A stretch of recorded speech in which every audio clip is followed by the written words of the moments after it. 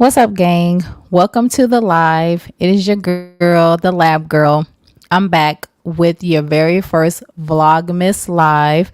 Thank you so much for joining me today. If you guys are joining me on the replay, so much for joining me on the replay.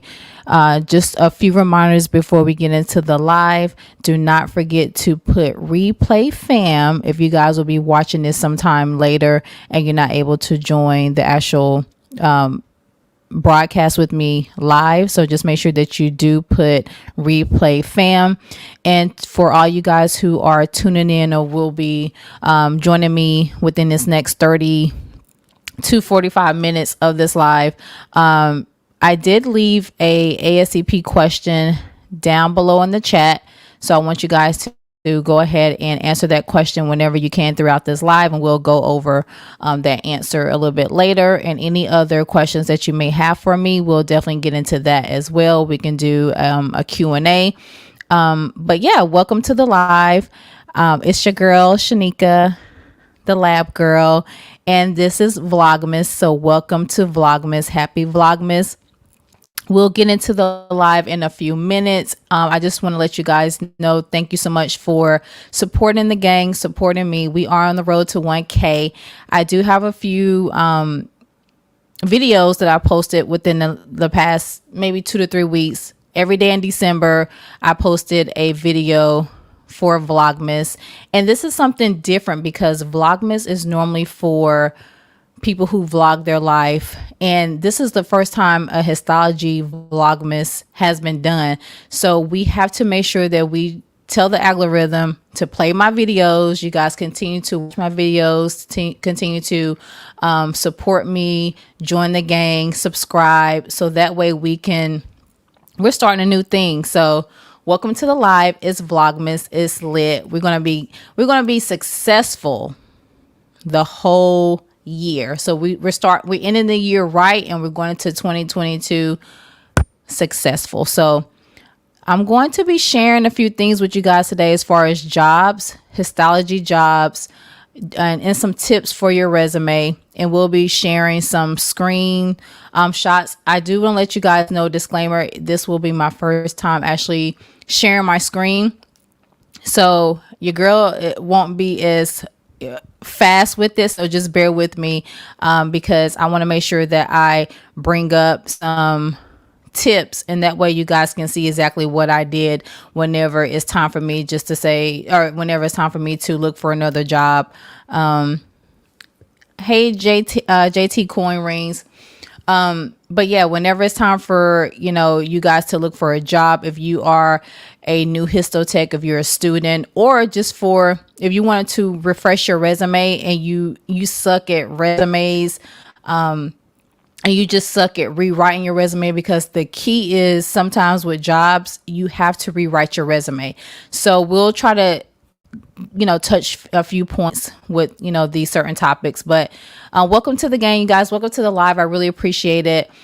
There is an ASCP question, but before we get into live as well, I want you guys to list in down below in the comment what city or state that you're from, because whenever I give my example for histology jobs, maybe I can key in your city or your state, so we can see exactly what jobs may be in your area.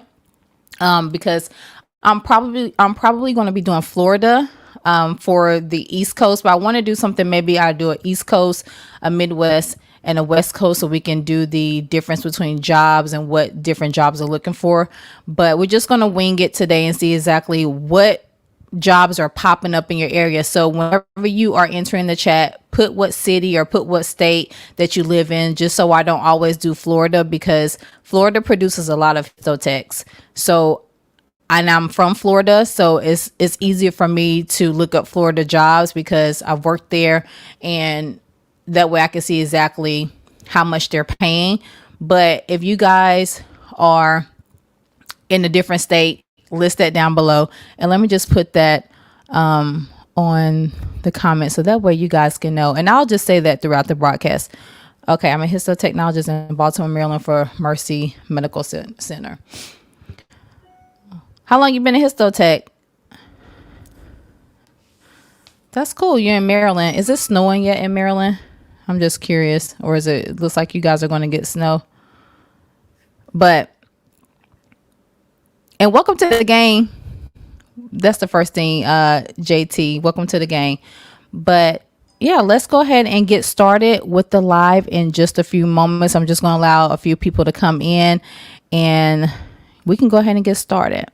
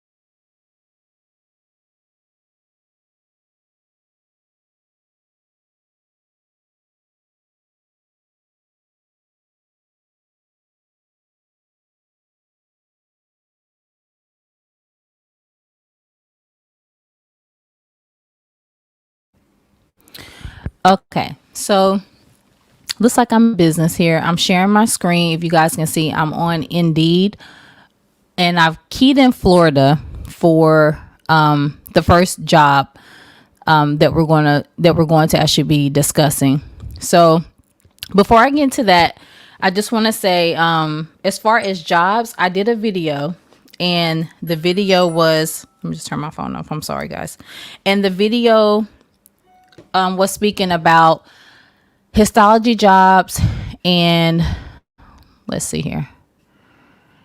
Let me go to that video because I'm not really sure if you guys have checked out this video.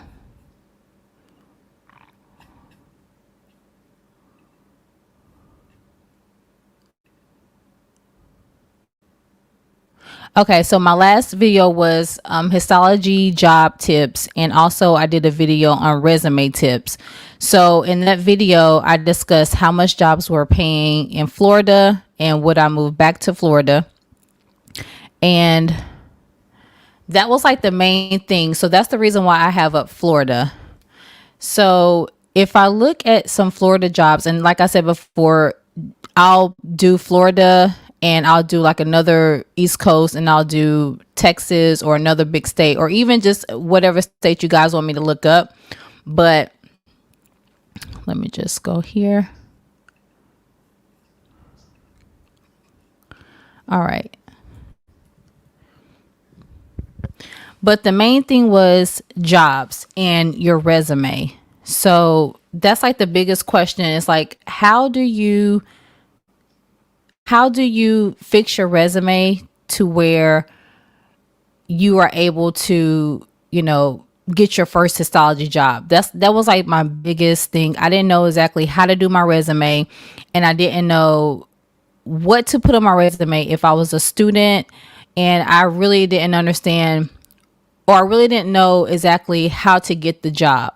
So what I did was, the first thing is, like I told you guys in my resume tips video, the first thing that I did is I actually, whenever I was looking for jobs, I went to Indeed, and I actually went to an actual job. And you guys probably have done this plenty of times, but I look and see exactly what they're looking for, like in their description. And that's exactly how I was able to sort of tweak how I wanted to put it on my resume. So we just go to a job here. This is a new job, Mid Florida Pathology in Eustis. and looks like they're paying $27 to $29 an hour. So what I did was, if we was to click on this job right here, let me click on it.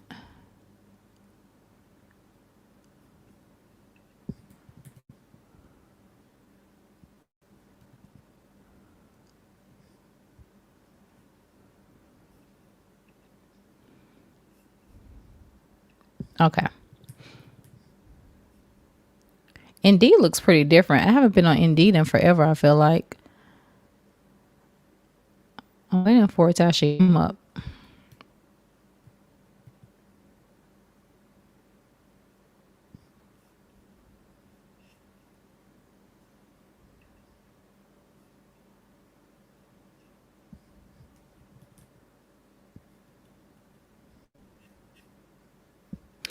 All right, so if I can't even hit apply now. Let me see. No, that wasn't the right thing to do. I'm sorry, y'all. Let me go back. I did tell you guys that this is my first time screen sharing. So let's see here.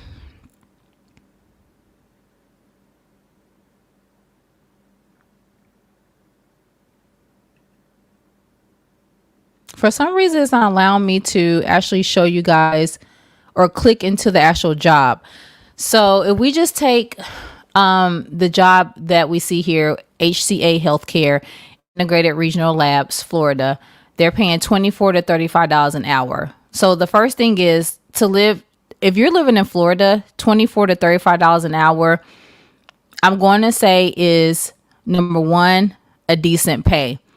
On the lower $24 range, as a new histotech, I would say that's a decent pay. Only because $24 is at the lower spectrum, and I've seen where histology jobs have paid even less than that.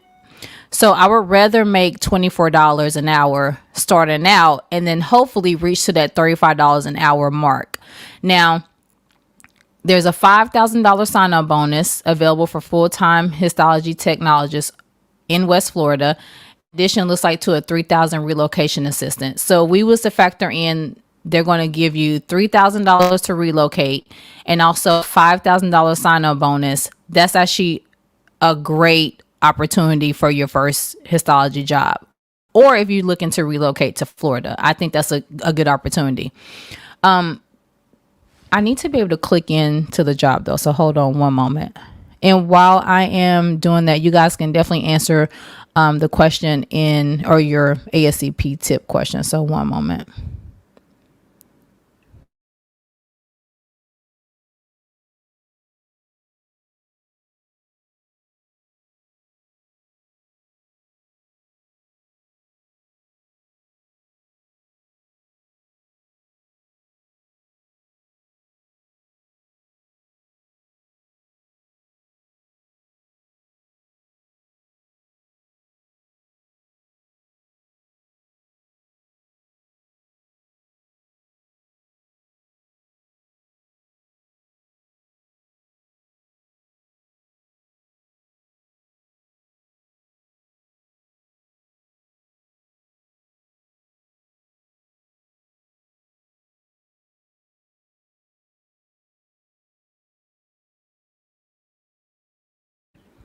You know what? I think I probably have to sign in to actually see the jobs. Let me see if I need to sign in.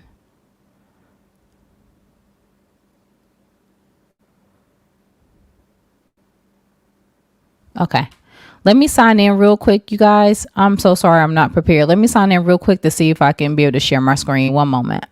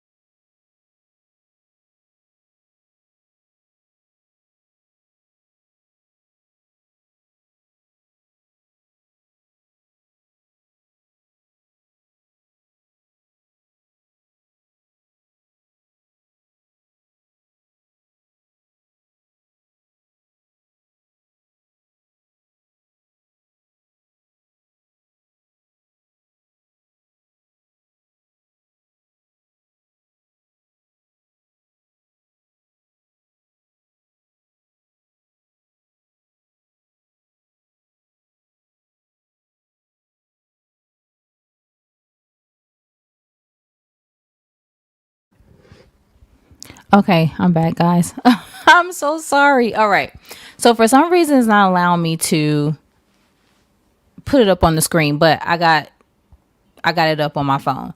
So I'm just gonna read a full job description, some of it, and I'll see if I can try to get it a little bit later before the live is over. But just to give you an example, if you go to a job posting on Indeed.com, it'll let you know what, of course, the requirements that they're looking for, but also the primary responsibilities. So the primary responsibilities include analyze testing samples according to instructions and perform quality control procedures, embed tissue specimens in correct orientation at a rate of 45 to 60 seconds per block, section paraffin blocks at an average rate of 35 to 40 blocks per hour, produce sections of correct thickness with a minimum of cutting artifacts, perform H&E stains according to the department procedure, recognize inferior staining prior to submitting and correcting the problem to meet standards, perform any on-site special stains and histochemical methods,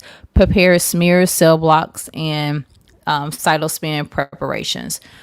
Now, that was the HCA Healthcare Integrated Regional Labs of Florida.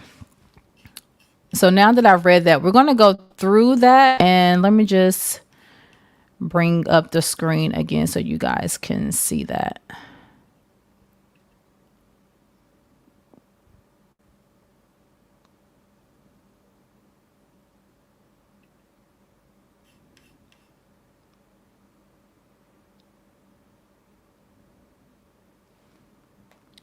Okay, now for this job, this is the one that pays. This is the one that's going to offer you a $5,000 sign-on bonus and a $3,000 relocations assistant. Now we're speaking about Florida. I'm just going to keep it real with you guys. It won't be a bad move to be, to move to Florida. The weather's going to be great, of course, and you're going to be living in Florida, and if they're going to pay you $3,000 for relocation assistance, that money would take you a lot farther than if they was going to, give that to you in California, because $3,000 getting a relocation assistance in California, that's nothing. That's basically that's like 1 month's worth of rent. But at least in Florida, that $3,000 to relocate yourself, to get that back, and also a sign-on bonus, that actually help to jumpstart maybe your first 1 to 2 months of rent and probably some other things like that. So that's actually a really good sign-on bonus, $5,000 sign-on bonus.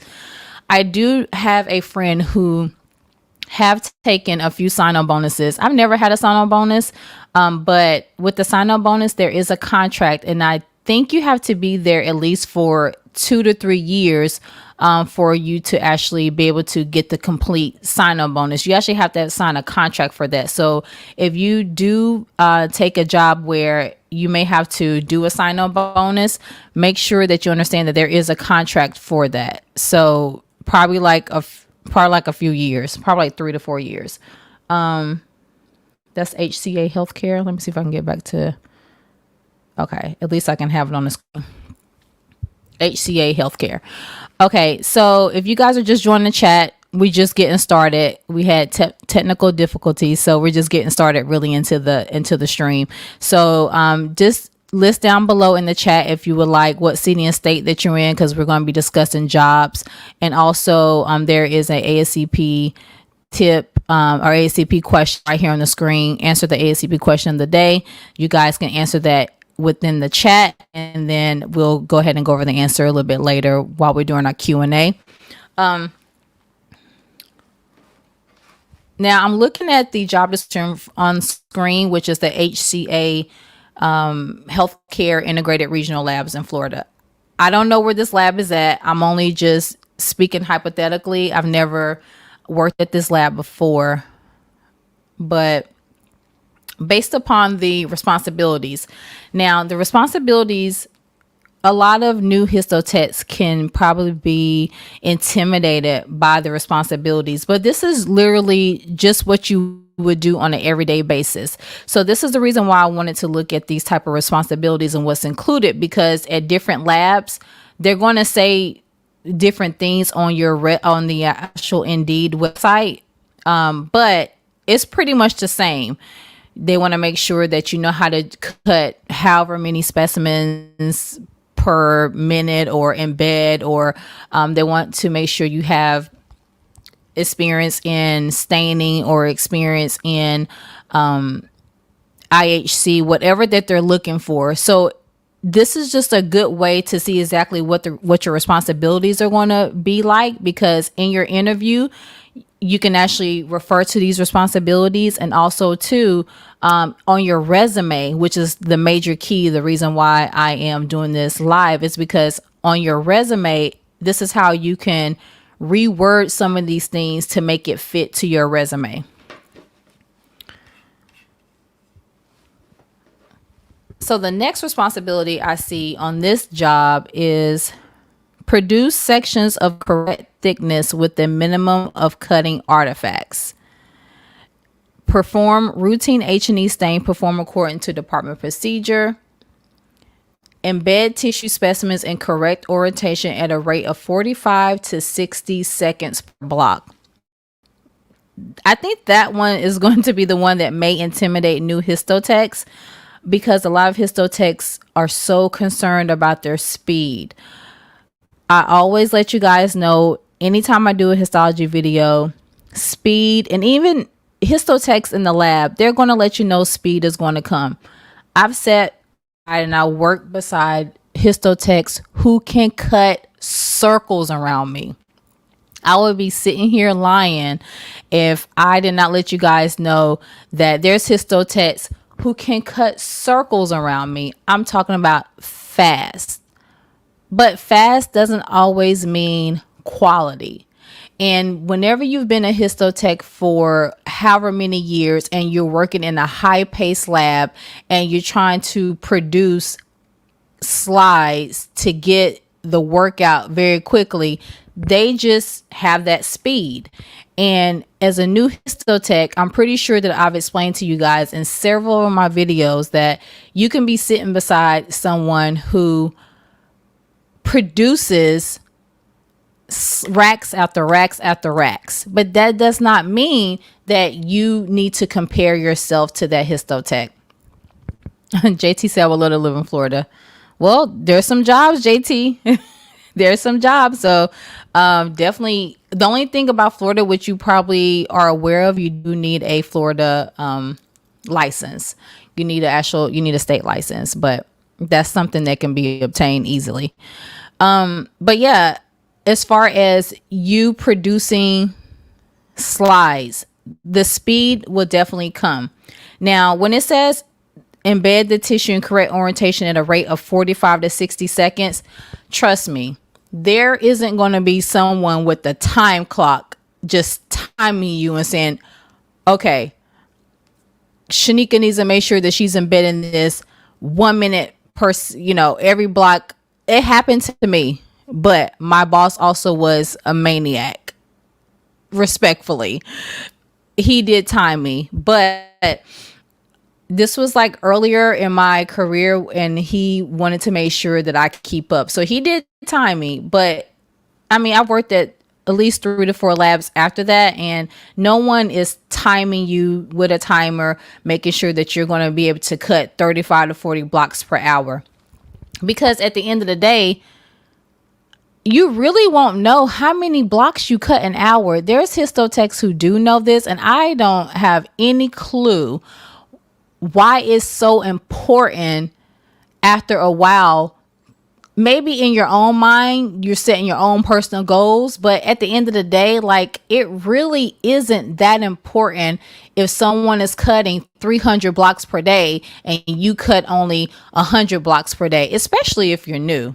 Now, if you're just not working, that's something totally different, but you're not going to cut the same amount of blocks each time that you sit down for an 8-hour day. That's just not possible. So 35 to 40 blocks per hour, and there's 8 hours in a day. So you guys, let me do the math. So if you're cutting 40 blocks an hour and you working 8 hours, basically they want you in this job description to be able to cut 300 blocks a day. Not forgetting the fact that you don't even know how many slides that is. Hey Elizabeth, welcome to the live.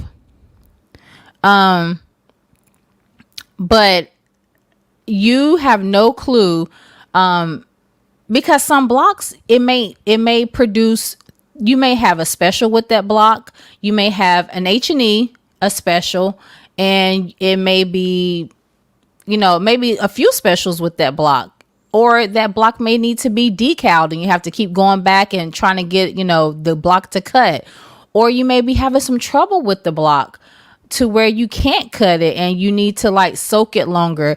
That's why I always explain to you guys, if you are having some type of situation to where you cannot cut the block, make sure that you soak your block or do what you need to do, and you can continue to move on and you can come back to that block a little bit later. But trust me, you won't be cutting 300 blocks a day all the time. And this is what this responsibility is saying that they're including. Number one, we don't even know how many blocks they even get on a daily. So if this is a high volume lab, if they're getting 1,000 blocks a day, but how many histotechs are there? If there's, a lot of histotechs, then chances are, okay, maybe you are able to do maybe 150 to 200 blocks per day. But honestly, this is just hypothetically speaking, because they can't guarantee that you're going to be able to do 300 blocks a day. I'm pretty sure I have not cut 300 blocks per day in a long time.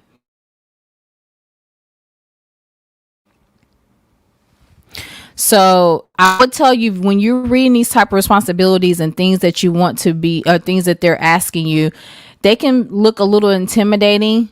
And I know they can when you're looking at them like, man, like I hope I can do that, or I don't think I'm going to get the job, or, I don't think that I'm able or capable of doing, 300 blocks a day. That is just literally on a day-to-day basis. And I'm letting you guys know, I know I'm not a supervisor or anything like that, but I'm just letting you guys know, like, I don't count how many blocks I cut a day. Even when I was in general histo, because I'm not anymore like all the time, I help out. But even when I was in full histology, I did not cut 300 blocks a day. That's just what it is. I did not. And when I worked at a smaller lab in Nevada, the block count was only 400 to 500 a day. So out of those 400 to 500 blocks, I'm pretty sure I probably cut maybe like 100 of them, because it was a histotech who was faster than me, and she literally cut faster than me. So that's the thing that you don't want to get, you don't want to trip off of when it comes to what these responsibilities are including. Let me go to another job responsibility, and just so we can see exactly, because based upon what they're looking for, I can see as a new histotech how you would probably feel a little intimidated, because they want you to embed that many blocks, and then they want you to section paraffin blocks in an average of 35 to 40 blocks per hour. So literally like a minute per block, if my math is correct. Maybe like a minute, 2 minutes per block, or at least per hour. But once again, in that hour, if you was at work in your first hour, I know me, by the time I get to work, I may chit chat a little bit, set my station, get my thoughts together, read my email. That first hour is almost gone. So I have not cut 30 to 40 blocks within that hour. That's just not possible for me. But I'm not saying that I can't cut 35 to 40 blocks an hour. I can, but I'm just saying, like, every hour, like from 2 to 3 or from 3 to 4, it's just, I don't see myself cutting 40 blocks every hour. Because half of the time, if you work in a huge lab, if it's not a busy day, then you may not even have that many blocks to cut per hour. Sometimes you may have like 15. One case can be like 30 to 40 blocks. So we don't want to forget about that. So just think of all different avenues and not take these responsibilities like so literal. But I just want you guys to see within these primary responsibilities, do not exclude yourself thinking that you're not a good fit for the job. Basically is what I'm trying to tell you, because you could start reading something and you be like, oh no, I don't have that, or I can't do that, or someone who is more experienced may get the job over me. And that's not true. But it does say, and I just read it, requirement for position, some experience in a high volume setting is preferred. So this right here shows me that they are in a high volume lab, which is like the lab that I'm in now. So it's probably like, when I think of a high volume lab, I'm going to say 500 and up, because there's probably always rollover with some labs where they're constantly rolling over. I'm going to say that we don't actually have a lot of rollover. Some days, yeah, if there's a lot of people off, there's some rollover. But if this is a lab where they have like a lot of rollover, then they're probably looking at 500 blocks and more every single day. And they're probably not even finishing each, they're not finishing that day's workload within that workload. So it looks like, from what I am reading, they want speed. And not saying quality is on the back burner, but they want you to have that experience with that, that high quality lab. And I'm reading your guys' comments too, so don't think I'm not reading it. I'm reading the comments. I love this. You guys keep putting down your questions, your comments, and we're definitely gonna go through all of those. JT says, I never cut 300 blocks at the hospitals I worked. My shift, I may cut at least 50 to 120. Right, tops. Exactly. And what is the JT, if you could tell me how many blocks you guys see on a daily, like around, are you at a volume lab? Because once again, it just depends on the lab. You guys also too, let me know if you guys can hear me okay, because it looks like my Wi-Fi is tripping. That's probably why I couldn't even click on Indeed, because I got everything hooked up to my Wi-Fi.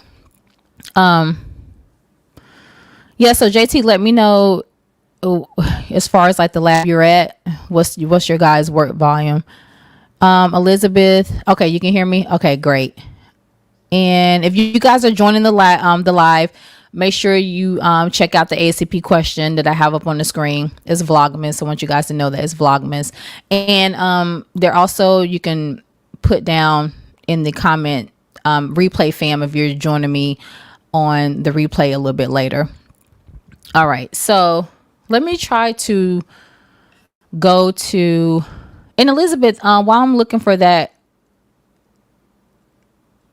my last video, I'm pretty much, I touched on your comment about how they were only letting you cut placenta. Let me know, because I'm doing everything by memory, because for some reason I couldn't find your comment on my phone, because I was going to post it in my last video, which was histology jobs, and but I couldn't find it. So let me know, wasn't that you who we were talking about, they was only letting you cut like one type of tissue? And I was like, that that's okay for a little bit, but after a while you need to be able to practice on more tissue. So let me know if that was your comment. Okay, let me see now, because my Wi-Fi, I think we're good. Okay, because my Wi-Fi was tripping. That's the reason why I couldn't.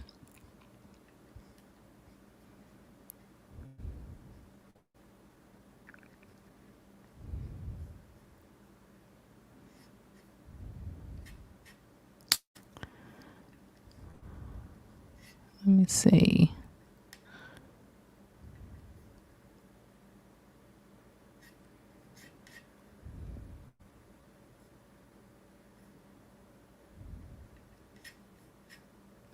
No, it's still tripping.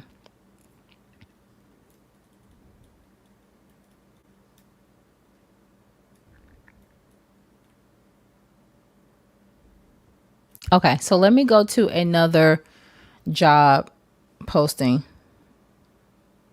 But if I was to say, as far as that job that I just discussed with you guys, the HCA healthcare that I have right here on the screen, if you guys can still see it on your screen, that wouldn't be a horrible job to apply for. Now, when you're working there, there's something totally different if it's toxic or not. Because that's something totally different. But just from reading the job description, and you're being in Florida, and they give you a sign-on bonus, and you get an additional $3,000 relocation assistance. I know if I move back to Florida, I would love a relocation assistance and a sign-on bonus, because I would love that. So, because I normally, for bonuses and stuff like that, that happens whenever you're a traveler. So to get that amount of money, but you will need to stay there for a certain time. Okay, so let me go to another job.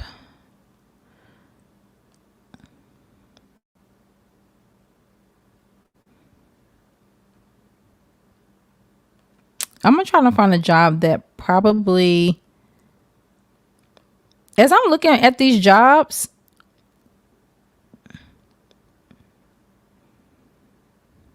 they're paying a lot better than what they were paying a few years ago.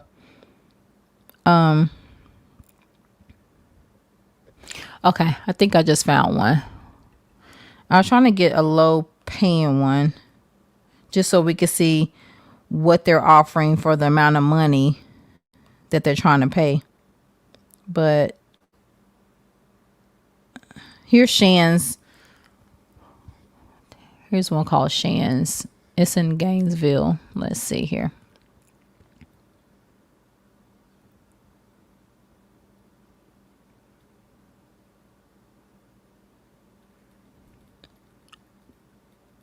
Here goes some traveling. We're going to get into travel. Let's see. Allied Web. Actually, let's switch gears. There is a Allied Travel one, and that's for a travel company in Sarasota. All right. So if you are new to my channel, then you probably don't know, unless you've heard me say it on my past videos, but I used to be a traveler histologist, but I never did a travel position in Florida. So if you look into travel to Florida, but not move there and relocate, but at least to travel and visit, that's a good thing. Oh, you guys, it's coming up. So looks like it's coming up right here. I just need to, oh, we in business. I just wasn't, it's just, Indeed looks a lot different now. Okay, so I literally just click right here, and then I can just scroll over here. Okay. So here's a travel job. If you watch my travel, if you watch any of my travel videos, and if you watched any video that I've talked about travel and what travel pay for and why traveling is a good asset to your resume, and if you're thinking about traveling, when I was in school, traveling was like my top goal. I wanted to be a travel histotech, but I knew that I didn't want to start traveling unless I had experience. Welcome to the live, you guys. You haven't missed a lot. I'm just going through jobs and resumes and how to tweak your resume to get your first histology job, or if you are looking to get into another histology job and you haven't applied for a job in a very long time. What are these jobs paying? I'm focusing right now on Florida, just to give you guys an example, but drop your location, like as far as like what city and state you live in, how much they're starting travelers off with, or not travelers, but how much they're starting histotechs off, as far as like in your state, because that's like the main thing. Like, are we getting paid what we're worth? How much should you start off with? And what are these jobs asking for as far as like your experience? And I'm just going through certain postings to go along and say, hey, you don't have to be intimidated by certain things that they are asking, and how can you tweak your resume for you to get the job. Okay, so as far as this job right here, this Allied Travel Web, the first thing is this is a travel company, which is Allied Travel. And let me find the job on my cell phone. Hold on one moment.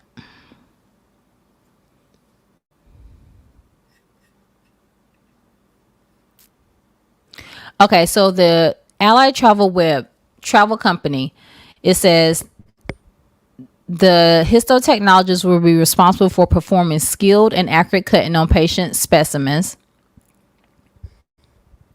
HT and HTL travel position requires excellent attention to detail, ability to multitask, and flexibility with tasks and schedules. Must have at least 1 year of recent experience in ASCP board of certification. Histotechnologist travels earn top pay. Travel healthcare jobs are available throughout the U.S. Blah, blah, blah. Okay. Now, if we look at what we just looked at as far as just a permanent position in Florida, right? And then now we're looking at, this is what a travel job will look like. So if you guys are looking to do travel histology, this is what the basic things you'll see. I'm going to say this, but it's not always going to be true. I feel like getting a travel job is a little easier than getting a permanent job, but I don't want people to confuse the two, because I feel like when I was a traveler, sometimes people can think that someone just gave me the job, but you still have to go through the same interview steps, and you still have to still market yourself, still have to prove yourself. You still have to do the same things. Like, why are you going to be the best histotech for the position? That's just period. It doesn't matter that I was a traveler. Nothing was given to me. I don't just get the job, and I'm not just like top priority. That's not the case. So if anything, a traveler has to prove themselves probably more than a permanent employee as far as like getting the job. Okay, so the first thing I want you guys to understand is that whenever you are a traveler, the reason why I told you to, as far as like one of your top things to get a job, I told you guys that you can use, what did I tell you? You can use Indeed, which I'm using now. You can use LinkedIn. And also you can use word of mouth. But in my last video, I told you guys, I said, make sure that if you're looking for a permanent or a travel job, you can always use a recruiter. And this is what I mean by recruiters. So if we look at the screen here, you would go on the Allied Travel website, you will apply for the job, but there's so many things that you have to do to get prepared to become a traveler.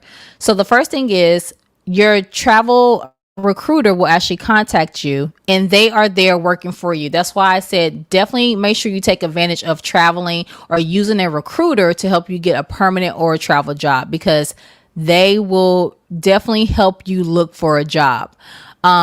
So as far as like the requirements, when it comes to your interview, you want to make sure that, because you're not face to face, especially if it's a travel job, you have to wow them through phone. You have to wow them through your resume. You may get called in to do some, as far as like cutting and stuff, so they can see exactly how you cut, how you embed.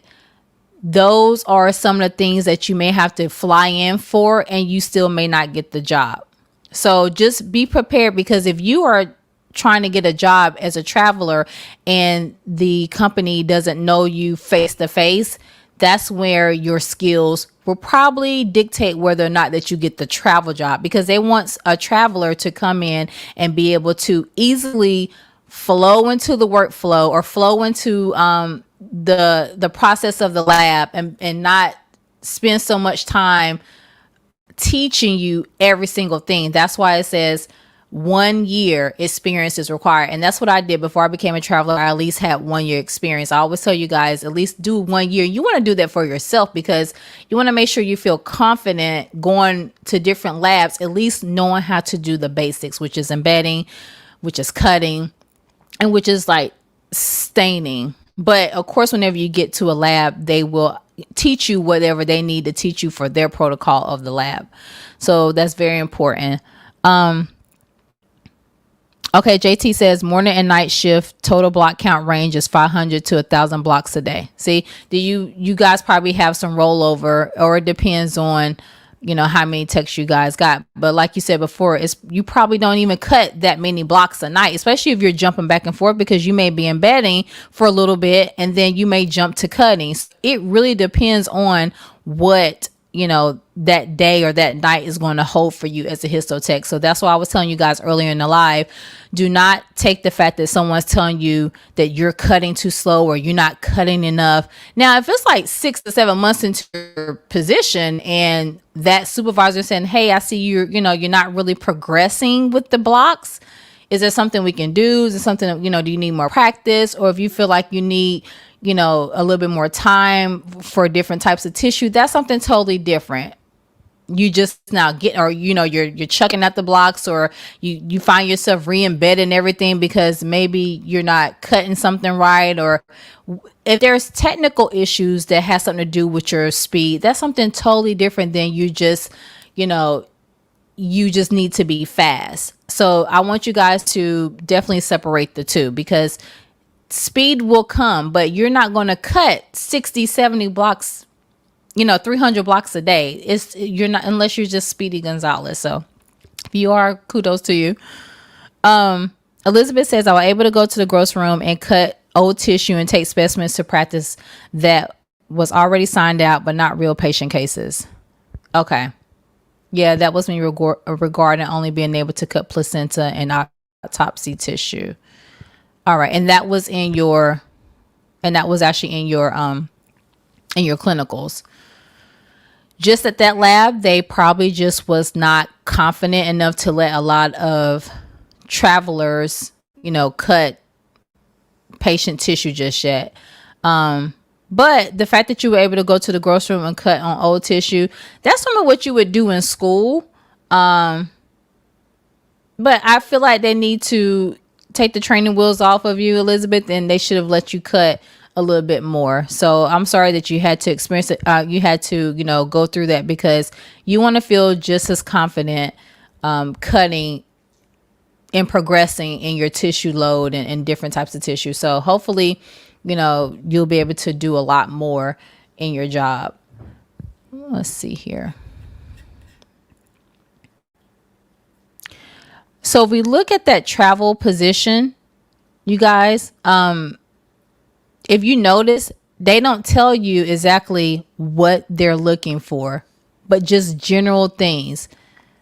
Attention to detail, ability to multitask, because what's happening here is that the company or the lab, they are giving all the responsibility to the recruiters to make sure that the recruiters get the right fit for their lab.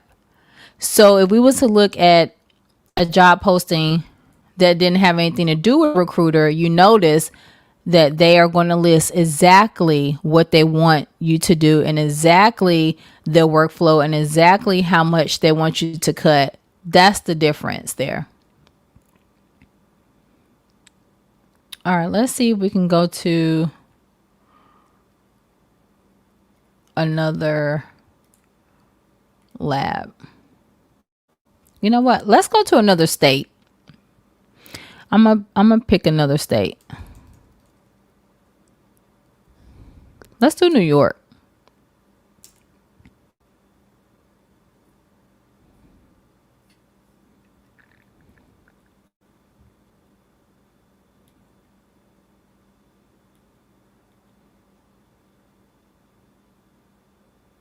Okay. Let's start right here at this New York job. I have a lot to say about this one, and I'm just now looking at it because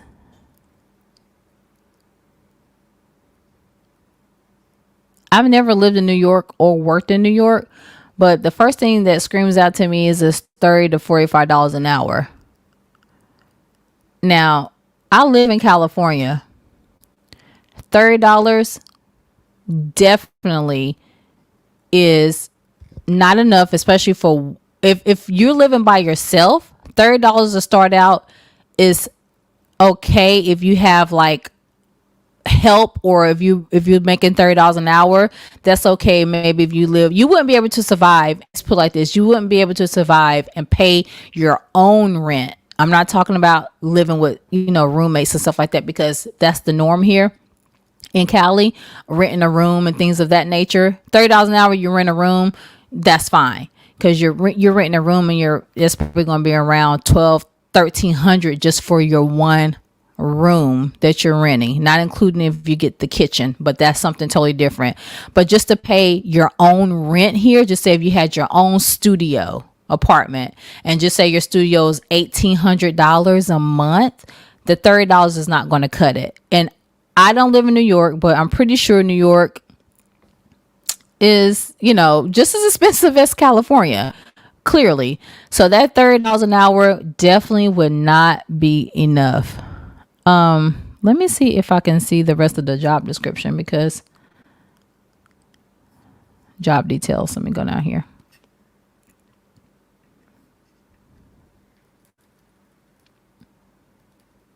Okay. So let's look at the job details. $30 to $45 an hour. I would definitely need to make that $45 an hour to live there. Qualifications: high school or U.S. work authorized. I'm not sure why they're not saying anything else. Okay, this is a full-time laboratory histotechnician responsibilities: reviewing worksheet of specimens for a particular laboratory section, ensuring specimen integrity, gross examination of the specimen processing, performing microtomy, cutting small and large tissue, histology specimen routine, staining, including special stains and immunos. Trying to see anything else. Okay, so while I'm looking at this right here, requirements. Of course, you need your New York license, because they have a state license like Florida. You need to be HT or HTL or clinical laboratory license. It's Monday through Friday.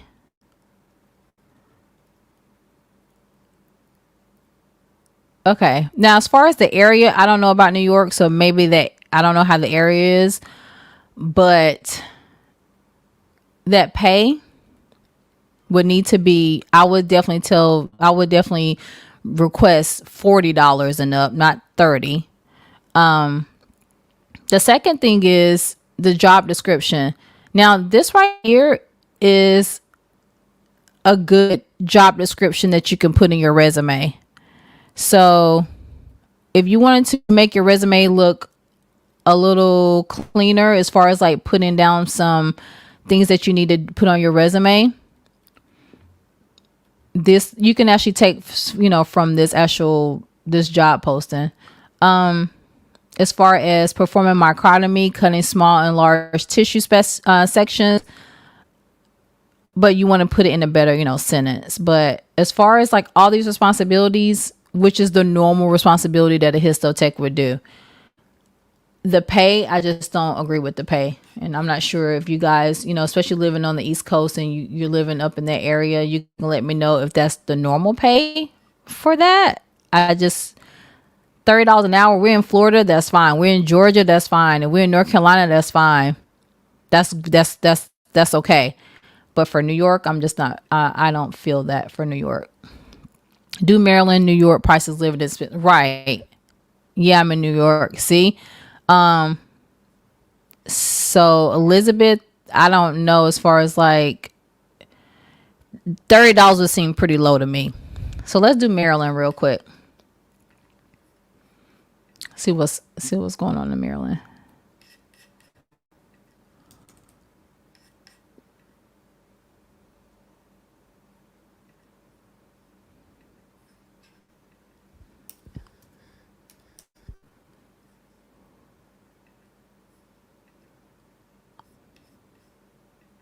Okay. So before we look at Maryland, I'm saying day, evening, and night shifts. Normally with night shifts, you're going to get some type of differential. That's the one thing I like about where I work at. You get a differential day and night. The second thing I like the fact is your night differential, of course, is a little bit more than day differential. But the night differential, if you want someone to work at nights, and that's literally when all the specimens are coming off the processor. That's when normally like all the priorities. That's how it is in my lab. You guys, let me know if that's how it is in your lab. But when it's like that peak time, like 2 a.m., 3 a.m., 4 a.m., 5 a.m., that's when the processors are literally taking off the main things. And by the time we trickle in the histotechs, our embedders, they pretty much are embedding all the priority blocks and getting everything that needs to, get to the pathologist as either a rush or priority. That's like when the lab is jumping at its peak. So to pay them that differential to work nights, I think that's definitely needed. Now, as far as a traveler, I do want to tell you the difference is, as a traveler, you don't get any differential. Traveler, if you work in a night shift, you're not getting a differential. If I'm wrong, you guys are travelers and you've gotten differential before, let me know. There's certain things that you're going to miss out on as a traveler. You're going to miss out on PTO. You're going to miss out on differential. But that's just a few of the things that you'll miss out on. But as far as you a permanent employee, and if that job is offering you differential and you're working nights, it's gold if they're offering differential for your shift in general. I think that's gold. But especially if you're working at nights, when the magic is literally happening, and those histotechs, they're literally getting everything embedded and cut, and that early morning when the lab is probably at its peak, deserve that differential. So for companies not offering differential, like, definitely pass on that. I'm telling you guys, from my mouth to your ears, you can pass on that. All right, so let's get back into, let's do this one. Bowie, Maryland. Hey, Brother Witt. Oh yeah, Brother Witt, I'm glad you're in the chat. If you have a question, because you did answer the question right in my community tab, so you want to put your question down, definitely put that down below in the chat here. And welcome to the live. I really appreciate it. I'm glad you guys and everyone here can join me. We're hitting an hour. I didn't know. It doesn't even feel like an hour. So I won't keep you guys for too long. So we are now in Maryland. So let's see what type of pay that Maryland is offering us.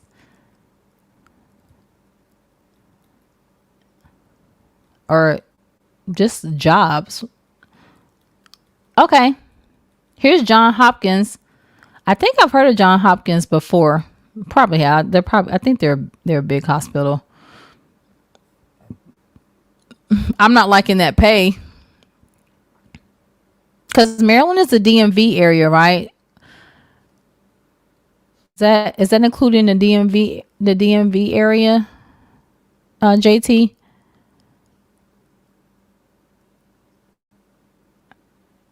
Let's see here.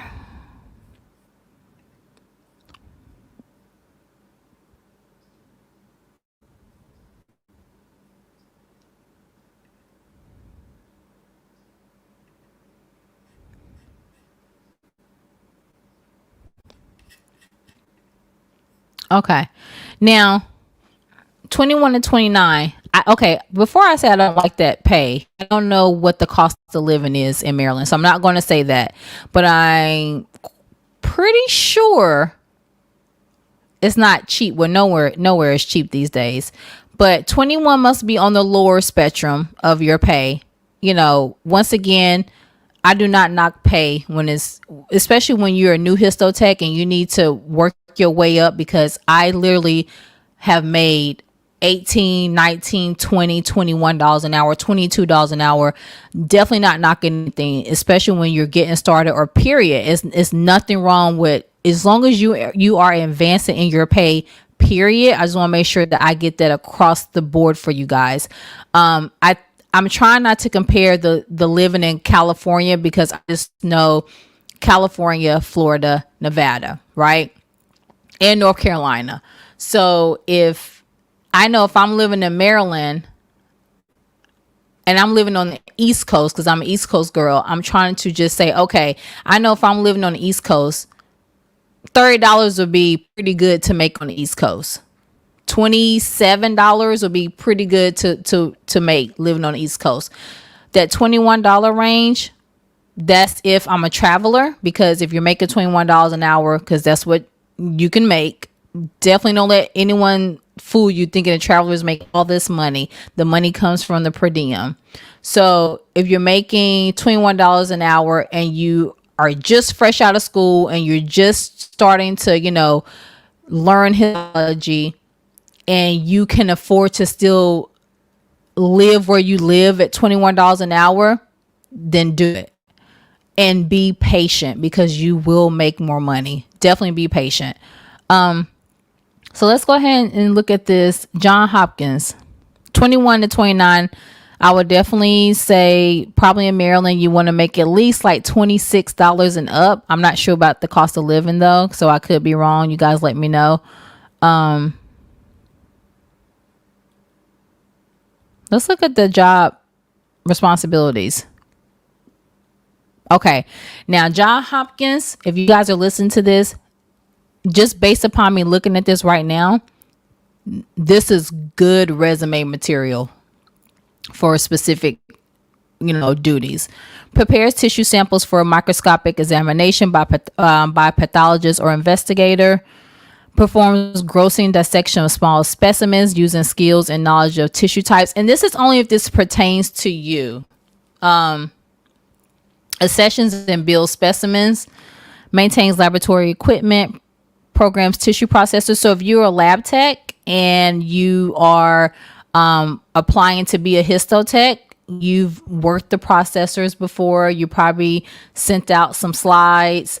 All those things matter. Make sure you put every single thing that you've done into some type of responsibility to help your resume for you to be able to get that job. Because school is going to get you the job, and you got your education, you got everything, but you still need to be able to get the interview and get the job. Perform routine histology on human and animal specimens, special stain techniques. Load tissue processors, handles wet tissue and frozen tissue sectionings. Performs quality assurance, such as block and slide match, reports discrepancies. Definitely important. That's patient care. So you can put something like that in your resume. Maintains and troubleshoots equipment. I don't know about you guys, but we have a lot of equipment sometimes that needs to be troubleshooted. So you definitely want to know how to, like, if a scanner is down, a processor's down, something's not working, you definitely want to be able to know how to troubleshoot that. And that's really important as a lab tech, because what I always stress is the fact that without lab techs, histotechs, we need you guys. So you're not our maids. You're not our do girls and guys. Like, you help us, because while we're sitting up there cutting and embedding and doing whatever we're doing, you're probably popping our blocks, you're cleaning the blocks, or you getting the slides out, you're staining stuff for us, you're making sure everything is ready and packaged for the doctor. Or in my case, before I worked at a larger lab, I would get everything together and I would deliver it to the doctor. So I know how it is to file blocks, file slides, look for slides, match your blocks to the tissue. I've done all of that in my short amount of time in histotechs, and I respect lab techs. So definitely, if you're a lab tech and you are preparing to be a histotech, this is definitely something that you need to put on your resume, because all of this counts because you are in the lab setting. Performs related general duties such as ordering supplies, general lab housekeeping, and maintaining safety records. You can definitely put that down. Let's see here. I'm looking at the comments. We're just going back and forth. So I know it look like I'm all over the place, but this live is actually going a little bit different than like a scheduled like routine live, which I really like that because you guys are interacting with me, and that's definitely, I appreciate that. So that helps me know exactly what you guys are looking for, and so we can actually have some type of dialogue. So I really appreciate you guys. JT says at Hopkins, when I first started, they do not pay well.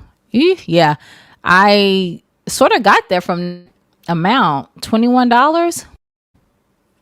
Yeah, John Hopkins, you need to get your stuff together. I believe it's not cheap. Yeah, I don't think so either, Brother Witt. I don't think so either, because it's not like we're talking like the South, like maybe South Carolina, like, South Carolina, you can pay me $21 an hour, probably $22 an hour. We're talking about, that's John Hopkins. You would think they would pay more than that. It's in the DMV area. The cost of rent is $800 to $1,200 a month in the inner city. Okay, and that's what I was talking to you guys about in my video. When I moved back to Florida, it's one of those things. It's like you guys or the state keeps going up on rent and going up on housing, but the money isn't matching. And if your rent is $1,200 a month and you are making $21 an hour, I mean, you're barely making your rent. So we want to get paid more, but at the same time, it's like, I'm trying to make sure that I say we want to get paid more, but we want to be patient, and we have to understand, okay, if I've been a histotech for 2 years and I'm making, $21, $22 an hour, okay, now it's time for me to get paid more. So you literally have to put that work within yourself and try to advance within the lab and do more things. Or if that's just not working out for you, then it's time to move on. And the way that you move on and the way that you get to another job or the way that you can excel is not always about education, but it's about making sure your resume is, hitting, which means, it's about making sure you going up against these people with education. But that doesn't mean if you have a bachelor's, or that doesn't mean if you have an HTL and I have an HT that you're going to get paid more than me. That doesn't always mean that. But the way you get that job is the experience that you've had in the lab. You wanted to do more. You want to expand yourself. And if you know that you're ready for, IHC, if you're ready for doing something different, you are doing frozens or anything like that, you have to step out and try to do those things, or maybe become a traveler for a little bit, because you can still live where you live and just travel and take assignments here and there, and then that way you could add that to your resume. But in order to get that pay up, you're going to have to make sure that you're able to do more. And if that's hindering you, then sometimes it's you taking a look at your current situation and taking a look at your resume and readjusting your resume so that it stands out. So whenever you get in front of that employer, you can list everything that you're really your strengths and what you have learned, but also the reason why you want a new opportunity is so you see, hey, I know you guys do a lot of frozens here, so I want to be able to learn frozens, and I watched a lot of people do frozens. I want to be able to learn that. I want to be able to expand myself and to be able to show you guys I've done this in my career, but now I want to be able to do more. And that's just what it is. And if you're looking for that opportunity to do something different, that's very, very important. Okay, Brother Witt says, I'm currently working as HT in a vet lab. My first job in histology. Is it difficult to transition to a human lab? Definitely not. I don't think it's going to be difficult. This is your first job, and first of all, I think that's super cool that you're working in the vet lab. Let me just say that. I think that's super cool you're working in the vet lab.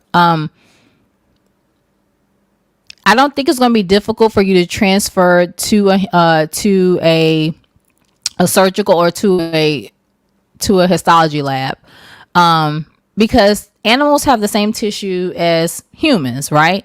So all you need to do is whatever your resume is looking like, put that you see how on the screen I have that the John Hopkins one, which is, this is actually great that this is up here, because it says you can put that on your resume. Performs routine histology on human, or performs routine histology on animal specimens, and then put what you do. But then whenever you get in front of your, whenever you do your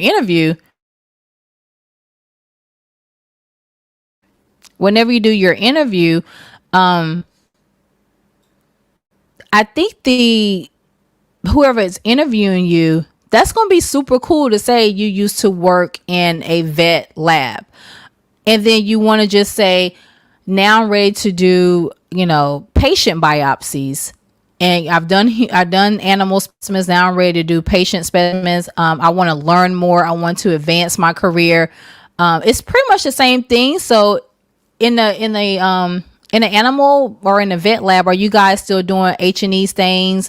What exactly do you guys do there as far as like the stains? Do you guys do H&E and special stains on those, or how does that really work? I've never been to a vet lab and done histologies, but I think that's super cool. But it should not be difficult at all, to answer your question.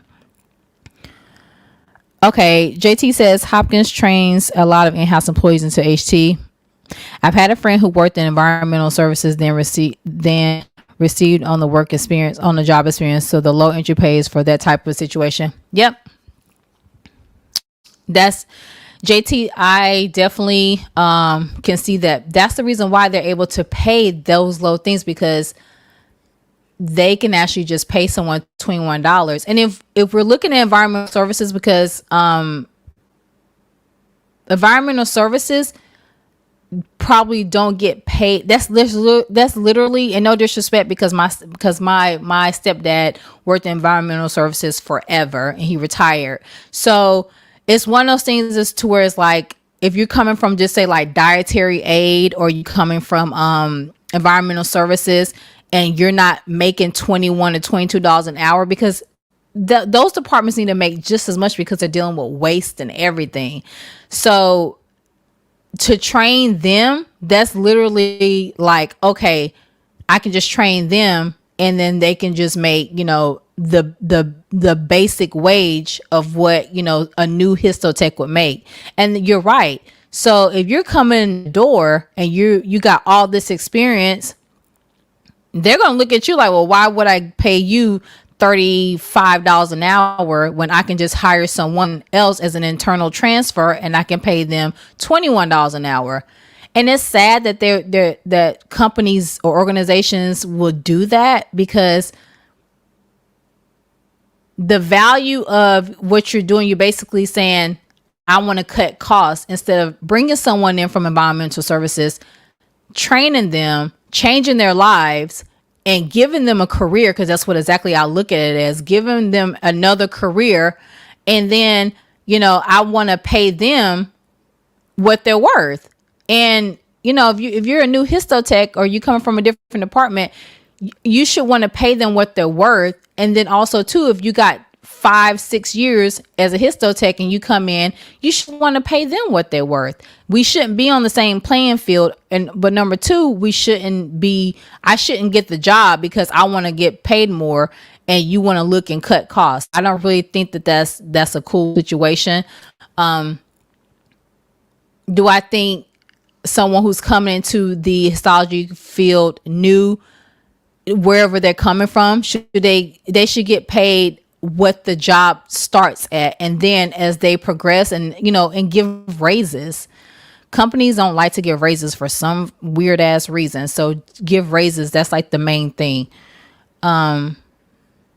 Okay, so you guys do all of it. We do H&E, special stains, and similar to human histology. Okay, so yeah, it definitely shouldn't be any problem with you transferring over. Just your resume should be straight. I mean, you're doing everything. You have experience. It's just with animal It's just with it's with animal tissue and not human tissue. But that's fine.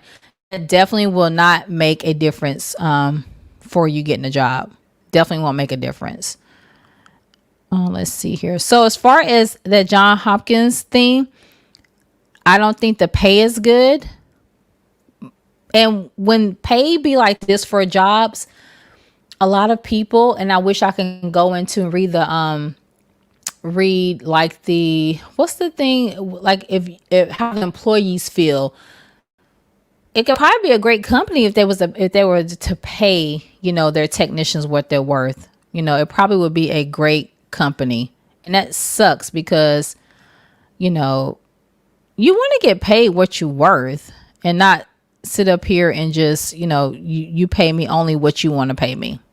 So let's see here. Now, before we get into the next thing, it's going to be, okay, so we talked about Indeed jobs and your resume. So to wrap everything up, because we're a little bit over an hour, you just look at these company sites, and whenever you're looking for a job and before you do your resume, just try to take different specimen or different duties and responsibilities that you're seeing right here on the screen. Just try and take this and tweak it and put it to your resume. That's the first advice.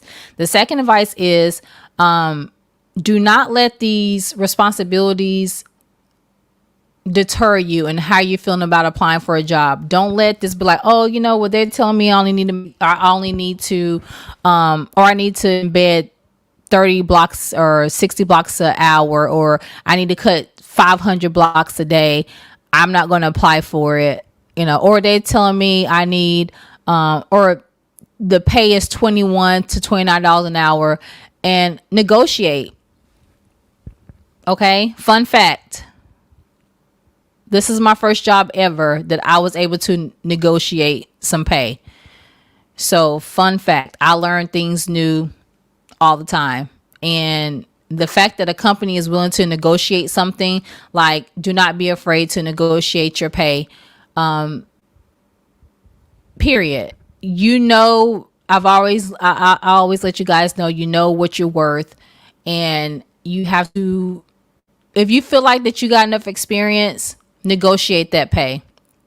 Okay. If you feel like it's okay to make that pay and then to get more experience and then apply for another job, or maybe, as far as like looking for another job, do what you need to do to make sure that you are comfortable, because it is no reason why histotechs are not paying what we should be paid, and the cost of living and everything is going up. This is the reason why I'm talking about jobs, and I get asked a lot, what's a good pay to start out with? And I always say, if you was at a job making $15 an hour, and your first histology job or your second histology job is going to be paying you $24 an hour, you do the math. You're going to gain some incentive. I would never tell you to turn that down, because you get an increase, period, and you get to do what you love, and you get to take that time to perfect what you need to perfect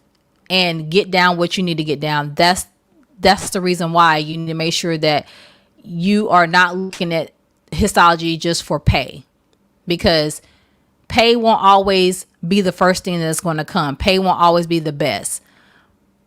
But after you feel like that you need to get paid what you're worth, then you can reevaluate your resume. Then you can reevaluate how much you're making. And if that specific lab is not, providing you with all that, you can there's so many different avenues. If you can travel, you could travel with your family. You could travel with your spouse. You could travel with your pet. You don't have to pick up and move. You can still stay where you stay and then go on a 3-month travel assignment and then come back home. There's so many different opportunities for you to make some money. And it's sad that whenever I see a nurse travel, they get paid a lot of money. But nurses in general do. But it doesn't mean that they do more work, and it's not a competition. But I feel like histologists, because we are the reason why your doctor has the answers, and we do a lot of critical work to make sure that your specimen, your biopsy is handled with care and you get the proper diagnosis, we need to get paid at least what we're worth. So that's my take on that. I see hospitals follow this trend of training in-house, double-edged sword, and drop the pay ceiling for seasoned histotechs to receive top pay. Yep, it does. It does. It does hurt that a seasoned histotech can't receive top pay. The other hospitals pay more. More experienced histotechs find work elsewhere. We have so many hospitals in Baltimore. Yeah, definitely look around. I mean, if one is not doing it, I negotiate everything. I know that's right, JT. I don't blame you. I definitely don't blame you. Negotiate what you can. I'm going to go back up to Elizabeth. If you're still here, I'm going up to make sure I answered everything for you. You put, yes, I was still in school and this was during my clinicals, but I graduate from the program tomorrow. Congratulations, Elizabeth. Congratulations on graduating. I'm very proud of you. So with Florida, an HT certificate would not be enough to get a job there. Okay. So with Florida, Nevada, and New York, you need a state license. So let me make sure I break this down. I have an HT. So yes, HT will be enough. But in Florida, you license as a HTL. So with Florida, you need to get a state license as well, have your HT or your HTL. But if you took your test in Florida, then you're already you're HTL in Florida. But because you're in New York, you know how, okay, well, you're in New York.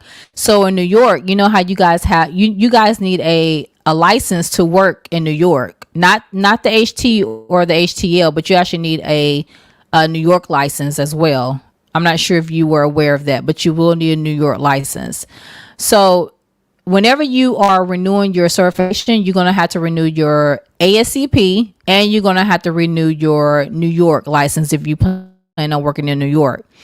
If you're moving to Florida or if you want to work in Florida, you're going to have, of course, your ASCP license, because that's your license to work. You're licensed by the board, which is American Society of Clinical Pathology. That's the board who's licensed you. That means you can work, period. But if you are going to want to work in Nevada or Florida or New York, you just have to apply for your state license. And it's just you providing your HT, or it's you providing your ASCP and some other things like your transcripts from school. It's very easy to get a state license. And then but I think New York is a little bit harder to get it than Florida and Nevada. But because you're already there, it's probably going to be really easy for you. But if you plan on working in Florida, you're going to have a state license like you will have in New York. And you'll just renew that every, I think, maybe 2 years. I know Florida is every 2 years. But you'll just renew it just like you renew your ASCP every 3 years. And whenever you renew it, it just allows you to work in that state. So that's what that means. So HT is fine. I did a video, HT versus HTL. That's a topic for a whole nother live, but you guys can definitely check out that video. Let me see if I can find a video for y'all so you guys will know which video I'm talking about. Let's see here.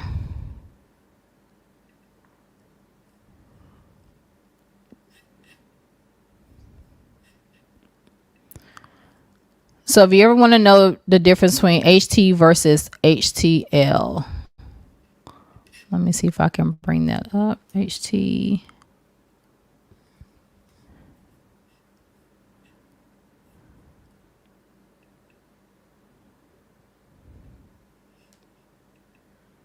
It's really, only difference is you're going to be certified HT, HTL, and the ASCP is going to definitely have like immuno questions, and they're going to have a lot of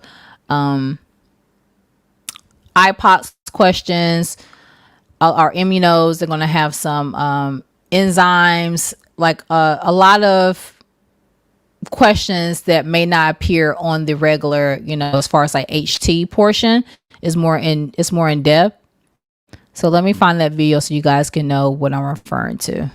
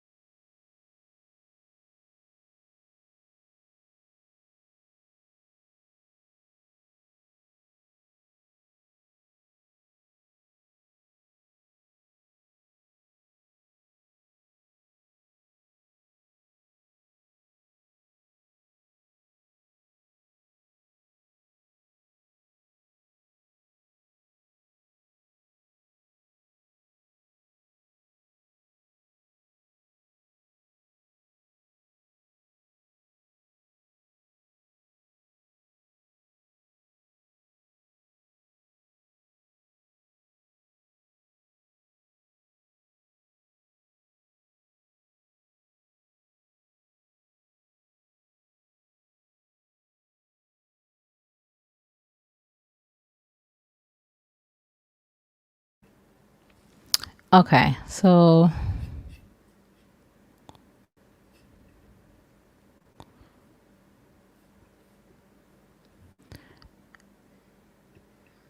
this video, let me just tell you guys a few videos I want you guys to watch whenever you get a chance, which may help you guys as far as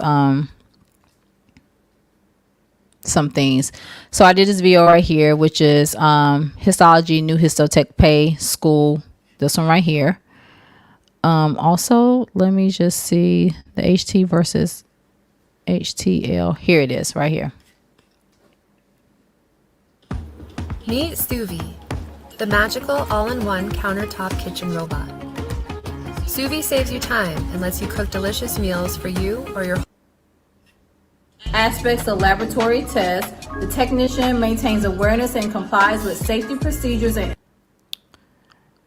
okay, let's see here.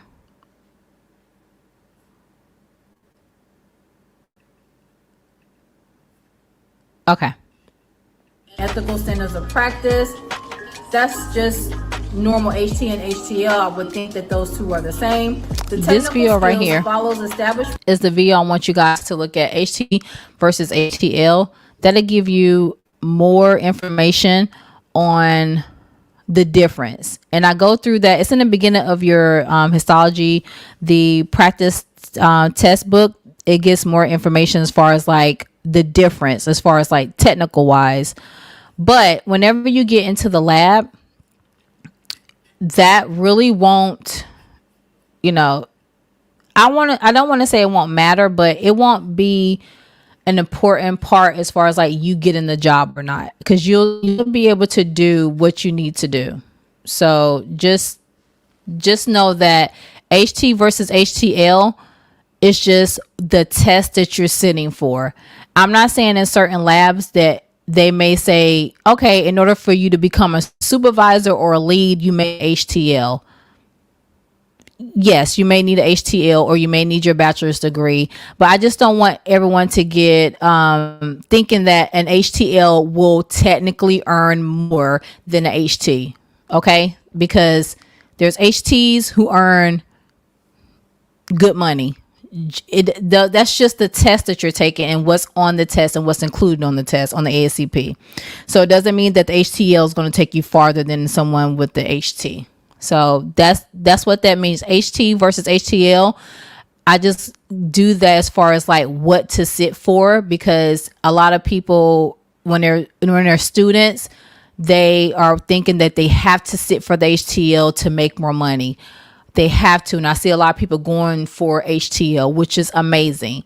But if all you have is an associate's degree and you are done with the program, or you are a lab tech and you are transferring into the program, and you only have whatever amount of sciences to do the NACLS approved program, and you went to school, HT is just fine. So we don't want to look at people who have HTL, like they're going to earn more, because that's not true. So let's see here. I think I got everybody's question. If you guys want to, we're going to be ending the live in a few minutes. So if you guys want to drop your questions below, if you got any other questions, I really appreciate it. And also too, the ASCP question, the orientation of a specimen for embedding should be decided during fixation, grossing, or processing. The orientation of a specimen for embedding should be decided during fixation, grossing, or processing. And if you guys answered grossing, then you guys are correct. Okay? That was the answer to that. That was grossing. I think, let me see here.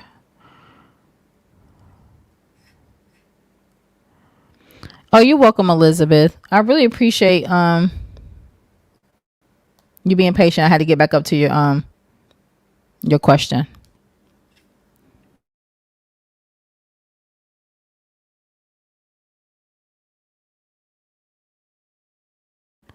All right, let's see here. I'm in the process of sitting for the HT exam with Pearson View, but I heard that I have to at least work 1 year before I can sit for the ASCP exam a second time to get my certificate. I heard that I had to at least work 1 year before I could sit for the ASCP exam a second time. No, that's not true. If you're already okay, if you're in school and you're done tomorrow, right? Study, do what you need to do, schedule your ASCP exam, right? You don't need to wait a year before you can take it. So that's definitely not true. I definitely don't want to take the HTL exam. I was just wondering about Florida because I heard that I will only need my certificate to relocate. Yeah, you don't need to take the HTL. You just need the Florida license, which you can apply for that. That you don't have to take another exam. You can be HT. You just need a Florida license, and you need to keep that active like you would, your ASCP. Oh, thank you for joining, JT. I really appreciate it. I hope you guys can make my next live. My school isn't NACLS approved. Okay, Elizabeth, that's something we definitely need to talk about.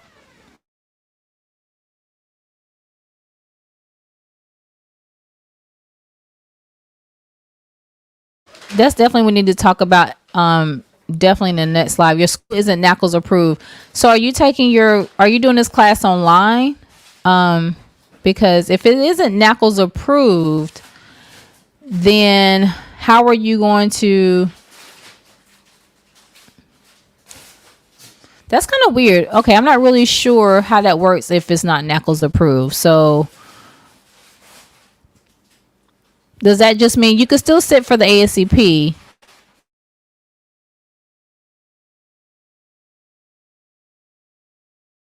So basically, just focus on your HT. Focus on passing that, and then after you pass the HT, all you need to do is just apply for your license if you want to work in Florida. But you're probably going to need a New York license too, since you live in New York. But as far as your school not being NACLS approved, does that mean you have? Yes, Sunny Broom Community College is a NACLS approved. So after I receive my New York state license, in order to get my certification, I have to sit again for that same exam. Wow. Okay. I didn't know that.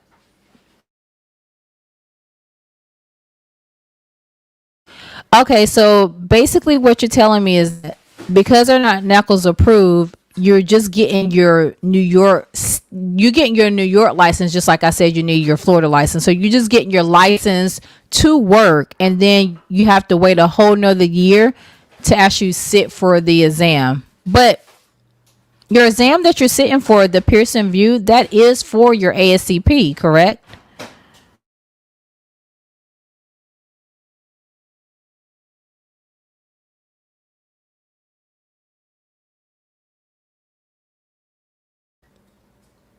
That's definitely new to me. As far as your school not being NACLS approved, I've never heard of. Well, not never heard of it if being not NACLS approved. I just didn't know what the process would be if you're. It's the HT. Okay, so just try to get better clarification, because if you're taking the ASCP, you're going to be ASCP certified. You won't have to sit again for another exam. The only reason why you would sit again for the exam again is if you want to do HTL. That's the only reason why. But if you've already been approved for Pearson VUE to sit for the ASCP, you're about to be ASCP certified, and you are going to be HT, and you just need to apply for your New York license. I'll apply for New York licensure only. Okay. Yeah, keep me posted on that. Let me know how that works. Okay? Definitely keep me posted on that, because so from what I'm gathering is that because your school isn't NACLS approved, you can't sit for the actual ASCP certification. You only apply for the New York license only, but then a year later, that's when your actual HT.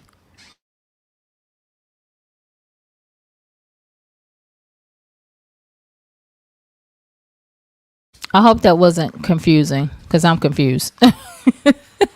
Yeah, we're definitely gonna have to talk more about that, and let me know how that goes, because I'm not really okay. You're saying yeah, I'm right. Okay, that's a little confusing. In Florida, you're applying for your Florida license and you're already HT, but because your school is in NACLS, that's probably the reason why. And I did not even notice. So you just taught me something new today, because I went to a NACLS approved school. So if you guys are in this live, then we just learned something new, because make sure your school is NACLS approved, because you don't want to have to probably sit for a test again, to go through some delay in doing something. But that just lets us know, like, there's different programs out there, and you can tell me if I'm wrong, Elizabeth, but the price of your school is probably a lot. Well, it's probably a lot cheaper than going to a private school for histology. So the fact that you went to a community college, that's a good route as far as financial wise, I would definitely assume. But if you guys are in the live here and you are currently in a program, always check and see if they're NACLS approved. But that probably plays a part too, because it's not as expensive as a school that I went to. So yeah, it is confusing. I will have to work for at least 1 year. But Elizabeth, that's okay, because I'm working with histotechs now who didn't do a histology program. Just say they were already they're getting licensed because they had a bachelor's degree in whatever, microbiology or whatever, and they got a job as a histotech 1, which is like the first level histotech, and they have a year to take their test. So that happens. So you're not doing anything that hasn't been done. You're literally doing a route 2, and you're doing a route where maybe you're not in a NACLS approved program. So that makes sense now. That makes sense in my head now, because there's a lot of people that has to wait a year, and guess what? That's that whole year that you got to study. That's the whole year you got to practice in the lab. You can still get hired, and that's a great thing. You just are going to get hired based upon you passing the ASCP whenever it's time for you to pass it. So don't look at that as a bad thing. Definitely look at that as a positive, because I work with histotechs all the time they have a whole year to pass the ASCP, and that's a good thing. That's definitely a good thing. If it wasn't, I will let you guys know. The director informed me that it makes sense to sit for that exam again, because you're able to get an increase in pay. Okay, well, listen, shout out to your director, because they probably know more, because that's the area that that you guys live in. So that's definitely some motivation. So they'll probably pay you whatever they need to pay you, and then once you get licensed, once you're actually ASCP board certified, then your pay is probably going to go up. So yeah, so that's a good thing. Definitely take that year to not only just study and take your test, but make sure you take that year that you have now to pass that test. This is when you can get your speed up. You're embedding, you're cutting, you'll be cutting everything because you'll have a job, and they'll hire you based upon that you have completed a program. So that's what you can get hired based upon. All right, guys, I'm going to end the live. It's been an hour and 42 minutes. I appreciate you guys joining me on the live today. And that video, HT versus HTL, that I just showed you guys, that is definitely a good video to watch if you are thinking about, what's the difference. I appreciate each and every one of you guys joining my live today. We will be doing another live soon. If it's not, it's probably going to be after Christmas, but hopefully before the new year. So you guys definitely turn on your post notifications so you guys know when I'm going to be posting that live. And let me just go back to my channel here really quick so you guys can know. Okay, make sure you turn on your notifications bell. It says bell. I might want to share the screen with you guys. Hold on. To stream. Okay. For you guys in here, make sure you turn on this notifications bell so you guys know each and every time I'm about to post a video, which is this bell right here. Turn on this bell so you guys know when I'm about to post a video. If you are watching me on the replay, make sure you put down replay fam on the live so I know you guys watched it. Thumbs up the video. Make sure you share any of this content with any histology people that you know. Thank you so much for joining me on my live. We're on the road to 1K, so help me reach that, you guys, so we can have a great video. I have a video that I'm going to do for you guys, and it's going to be me showing you a quick video of me doing a muscle biopsy, so you definitely don't want to miss out on that. But I'm only going to drop that if we reach 1K. Okay, so I will see you guys in my next video, and do not forget to join the gang. Thank you so much for joining the live, and you guys have a happy holiday.